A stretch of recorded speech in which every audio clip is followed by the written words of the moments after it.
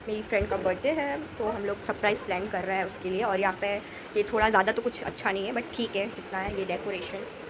और ये बहन मेहनत कर रही है, कब से गिर रहे फुग्गे और मैं फुला रही हूँ। और यहाँ पे मैं लैपटॉप पे भी वीडियोस बना रही थी।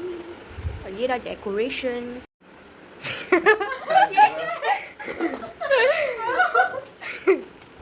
Happy birthday, happy birthday, happy birthday, happy birthday, happy birthday, happy birthday to you.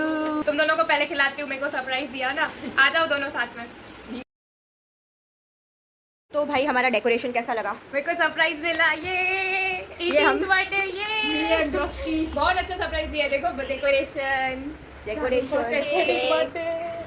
बहुत मेहनत की है हम दोनों ने। क्यों इस प्लान को सक्सेसफुल बनाने में बहुत मेहनत। चादर लेवाई भी थी तब गाइस मयडू खुशी અને દ્રષ્ટિ થી સાહેબ મારા 18th બર્થડે માં આ બર્થડે મનાવવાનું નહોતી કેમ કે અહીંયા સંસ્કૃતિ નહોતી, મારે એક્ઝામ આની હતી, પણ આપે પણ સરપ્રાઈઝ આપ્યું। थोड़ा सेलिब्रेट करना बनता है, क्यों भले कुछ ना करे बट थोड़ा बन जबरदस्ती